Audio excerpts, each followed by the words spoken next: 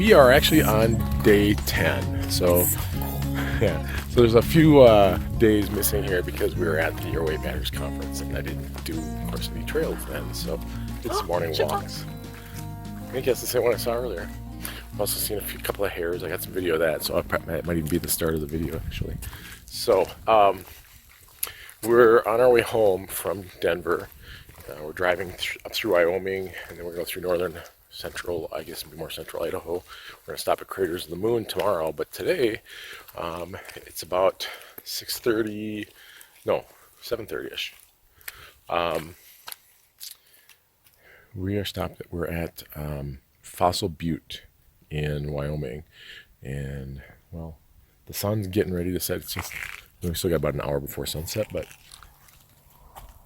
there's that. Here, let me get Bonnie out of the way. I got this little timeline too as you're driving in on the different eras and stuff from going back like 500 million years ago.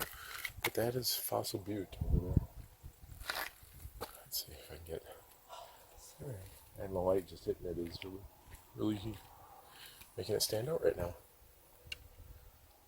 Don't know how much we're actually going to be able to see, so this may be actually a really short one. Maybe I'll include it as part of the stuff tomorrow at Craters of the Moon, or maybe it'll just be a short little video all its own. But you probably want to see that more than you want to see me. So I'll do some few pictures. I don't know, we might try to find a short little trail or something, but yeah, we're gonna just hang out here for a while and see what we can see. All right, we'll check in later.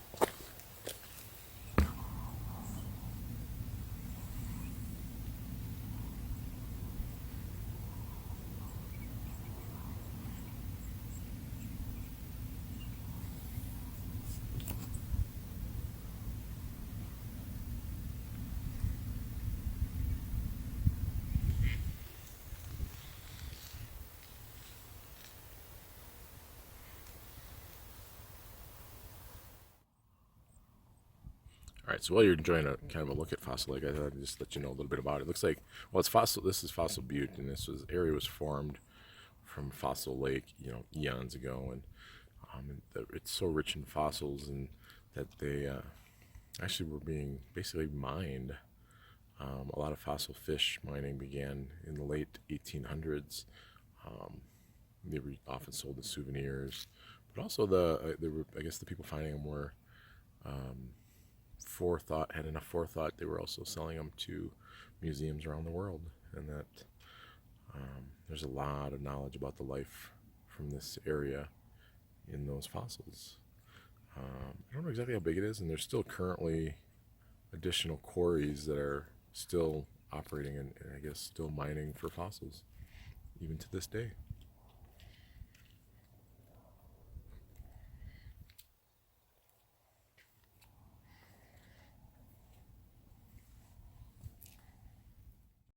All right, so there's a map of the area. We're here at the visitor center. We just drove up here to the picnic area.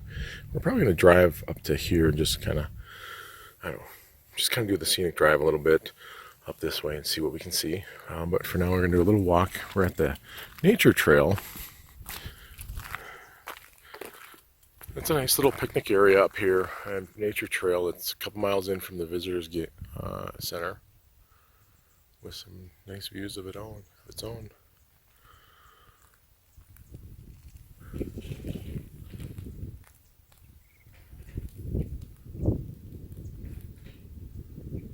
it's kind of weird. There's the moon. It's actually kind of cool out.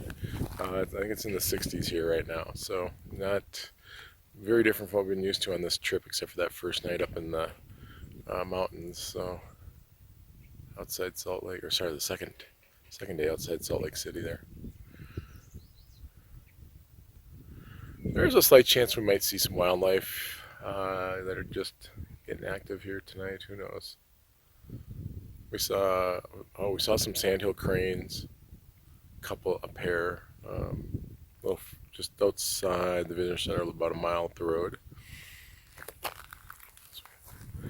Yeah, not much to see that way. There's the car. All right, if we see anything interesting on the trail, I will clue you in. So one thing I keep thinking I should be adding to my trail reports is what I guess I could call a trailhead report.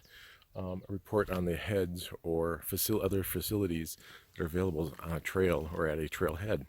And this one, I got to tell you what, I got to give, I don't know what exactly, let's see, maybe a 5-star out of 5-star ranking. It is a vault toilet. It was very clean, no odor, fully stocked, and just, yeah, something, other than the fact it didn't flush, you wouldn't know you were in a regular restroom. So, little tidbit there, I guess. Yeah, because I've come across somewhere, I'd rather go find a tree somewhere than and use palm fronds or something to wipe instead of going in one of those facilities. So I think I should carry some Vicks Vapor Rub with me for some of those. Put that, like the morticians and stuff to use, put on their nose or whatever. So anyway, yeah. So we'll give this one the trailheads at Fossil Butte National Monument a 5 out of 5 for now. So we figured out a better way to rank it. All right, we'll check in a little while.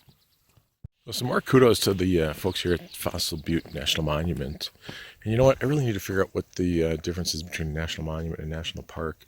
But they have a picnic shelter here that is ADA accessible, wheelchair accessible, it looks like. They've got a nice little boardwalk here leading right up to it. They've got some other tables and grills and stuff, although I think there's a burn ban right now, just right up here amongst the trees and stuff along the trail. So more tables and stuff down this way.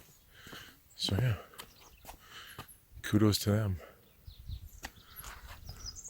We're losing sight of the butte. It's like an oasis of aspen forest here that we're going to kind of just wander into a little bit and see what we can find.